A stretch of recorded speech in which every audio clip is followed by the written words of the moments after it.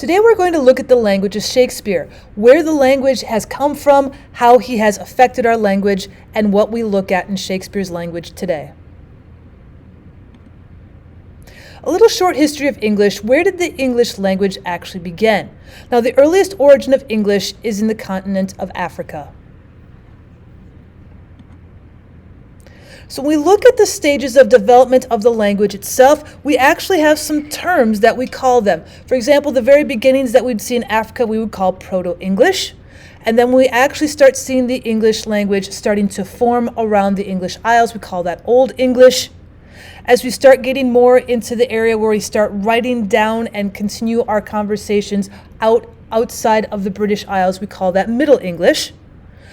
Shakespeare's time is where we start looking at what we call early modern English, and of course today we have our modern English.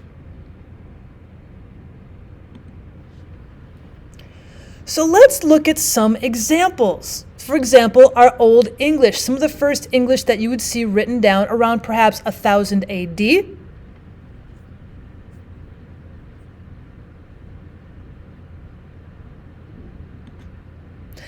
And around 300 years later, we start seeing a little bit more of traveling going on between the British Isles and the rest of Europe. And so our language begins to change as we come into other cultures and learn other language. For example, the first two slides you've seen, we are actually looking at the Our Father prayer.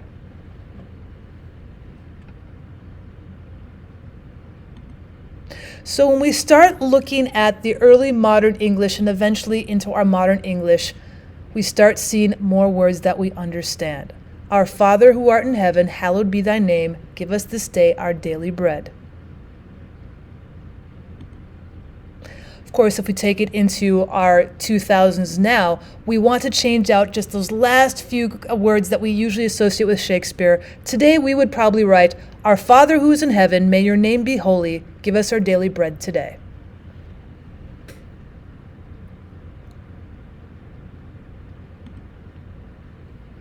So here now is all four versions of the Lord's Prayer. They all say the exact same thing. So we can start seeing how some words start changing over the centuries, where we have the word Father just coming down into the spelling that we have today. We can see earth, that kind of looks the same. Heaven started off with Hephanim and then just kind of changes down into what our modern day looks like. So if you look back at some of the older versions in Old and Middle English, now that you know what our modern day words are, you can start seeing where the changes were quite actually similar.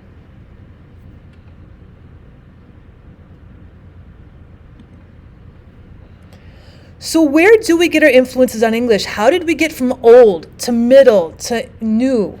Well, we start off with our Germanic tribes. A lot of the tribes that settled in England, such as the Anglos, the Saxons, the Frisians, the Jutes, they're bringing their languages along, and so we're going to have this as our foundation. We have a Scandinavian invasion and a Norman conquest of Britain by the French around 1000 AD and a little bit before that for the Scandinavians. And since they're bringing their own languages, we're going to see some changes in our own English language. The Roman Empire makes it all the way up into the British Isles. So trade with the Roman Empire and eventually the Holy Roman Empire coming in with Christianity are going to bring their Latin and Greek prefixes and suffixes, and so that's going to change some of our language. And as we start getting into Shakespeare's time, a little bit before then, as we start getting into the early modern and the modern English, you have the invention of print, so people are more able to learn how to read and messages are more able to be disseminated across the British Isles and far beyond, such as Samuel Johnson's dictionary, Shakespeare, and then of course today's internet.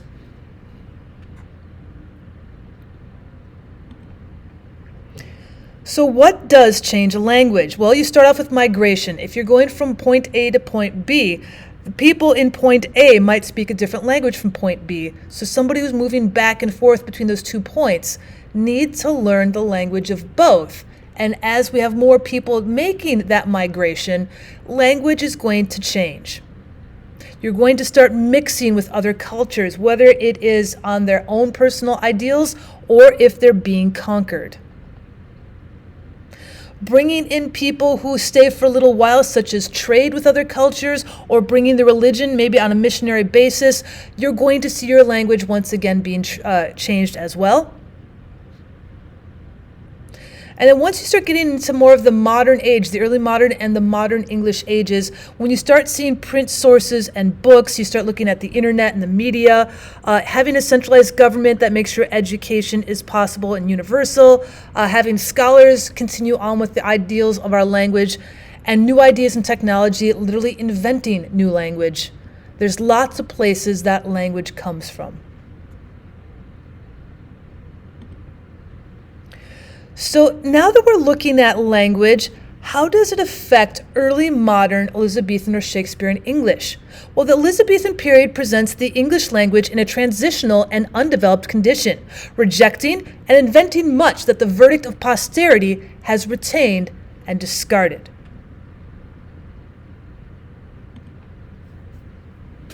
So you need to take a look at the culture of the time. What were the values during Shakespeare's time? Well, they liked clarity over correctness, and brevity preferred over both clarity and correctness in their language. Because we're seeing new discoveries, people are going out and making new discoveries in the American world because they are traveling all the way around Africa and into other populations in Asia and in finding Australia. These new discoveries create new thoughts that are going to require new words. There's also a Renaissance movement going on at the time of Shakespeare, so the revival of classical studies in Greek and Latin are certainly going to influence.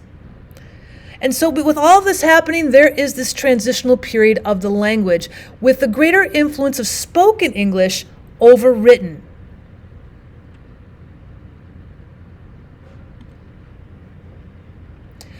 So when we kind of start comparing Shakespearean English to today's rules of standard English, you're still going to see quite a few grammatical errors. People are still taking the English language more of an oral tradition than a written down one in Shakespeare's time. So there's going to be quite a few grammatical errors.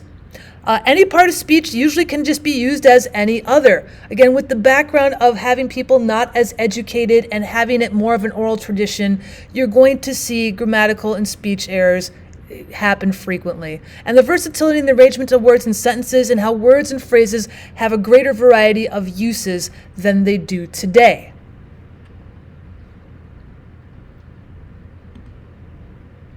For example, the adjectives in Shakespeare's English, if you want to make an adjective, you just add a Y. Today, we would not say the word slumbery or unheedy. That is not an adjective. But back in Shakespeare's day, if you added a Y to any word, all of a sudden it becomes an adjective, such as slumbery agitation and unheedy haste. Perhaps you might not need the articles a, and the. When lion rough in wildest rage doth roar. Well, proper English today would say you would have the word a. When a lion rough in wildest rage should be there. Adjectives can be used as adverbs.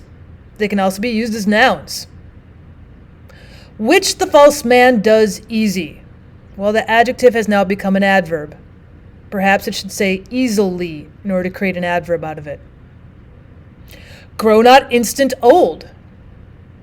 Well, you have the word instant, which is a noun. It should be another adverb here. Grow not instantly old. And of course, adjectives may be compounded. Shakespeare loves putting a lot of adjectives together, and so why not just have them be one word? I am too sudden bold, and honorable dangerous.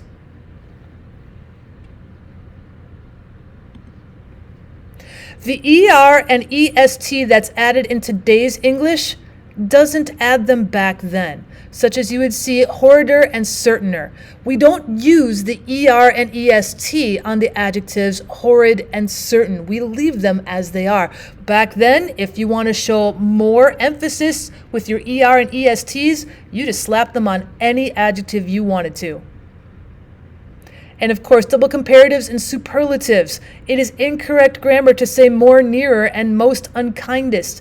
You've already stressed to us that it's nearer to you, and it is the unkindest thing. You don't need to have more and most in today's words, but Shakespeare would use it back then. Now, an adjective may be placed after the noun rather than before. In the English language, adjectives get placed before the noun. However, in Shakespeare's time, he could say in the seat royal instead of in the royal seat. Along could mean come along with me. Forth, hence, and hither may be used to show motion without actually having a verb. For example, I have no mind of feasting forth tonight. Also, double negatives are very improper in today's standard English language, but he would use them. For example, Viola in Twelfth Night says, "Nor never none shall mistress of it be, save I alone," by which she meant that no one except herself would ever be a mistress of her heart.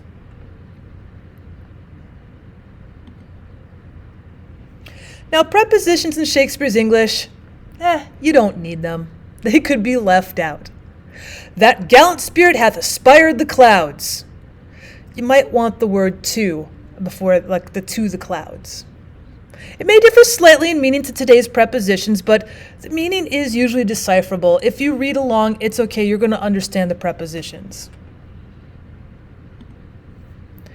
Now, verbs in Shakespeare's English also could just completely omit the ed. These things indeed you have articulate. Now, it's supposed to be in the past tense, so it should have said articulated. And the word to may be omitted with an infinitive. The rest I wish thee gather, to gather. Now, as we see a lot of words or a lot of parts of the words, syllables of the words being omitted more often, we have to take into mind the effect of Shakespeare's language. He was writing in iambic pentameter. He was writing in a poetic form. There were only so many syllables and so many lines he was allowed to use in order to keep it in that strict poetic form. So sometimes he omits things, sometimes he takes things out in order for them to fit that form.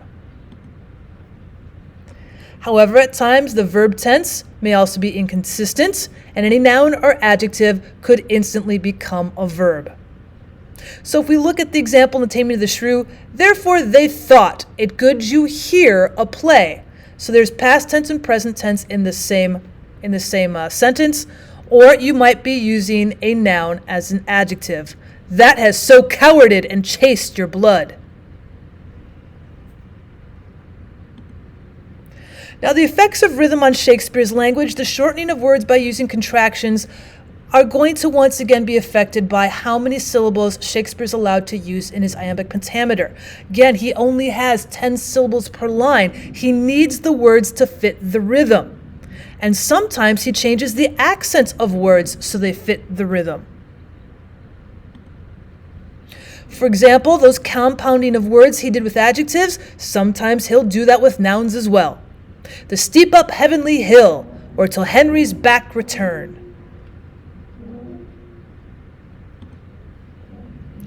Now, the most emphatic words may be placed at the beginning of the sentence in spite of grammatical rules. For example, in Hamlet's first act, he says, "In dreadful secrecy, in part they did." Or in A Midsummer Night's Dream, "Before the time I did Lysander see, seemed Athens a paradise to me." So the most emphatic, most emotional words got placed at the very beginning in order to give them the emphasis, to give them the importance. And sometimes the words like ellipses, you're going to leave some words out. Now, Elizabethan authors objected to scarcely any ellipsis that provided a deficiency that could be easily supplied from the context. So a lot of times, instead of putting an ellipsis, they would just leave the little words out, such as and, as, but, if, ere, or, like, since, than, though, a lot of pronouns. Sometimes we will leave some of those out, again, to fit the iambic pentameter of the poetry in the play. This is that banished haughty Montague, and here is come. We're missing the pronoun, here he is come.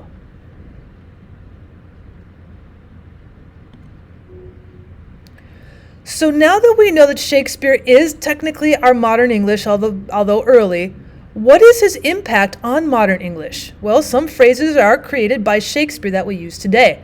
For example, if you're being eaten out of house and home, things come full circle. Neither rhyme nor reason is happening in your life right now. Perhaps something has seen better days. Perhaps you look like a sorry sight. Hopefully you have a spotless reputation. And in your heart of hearts, this is how you feel. There are also quite a few words that Shakespeare just outright invented that we use today.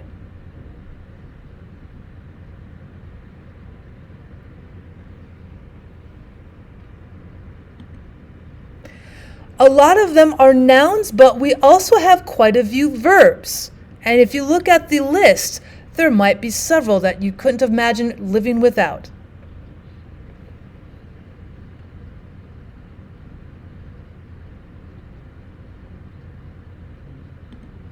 But his most favorite were, of course, the adjectives.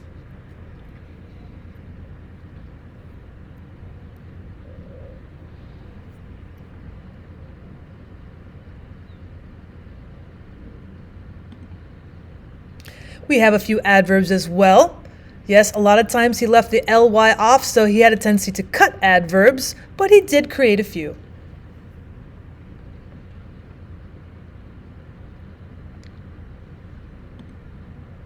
Thanks so much for stopping by to learn more about the language of William Shakespeare and how it affects us today. If you have any other questions about William Shakespeare, check out my playlist that I have on my page. And as always, I'd appreciate it if you subscribe to my channel. Thanks for stopping by.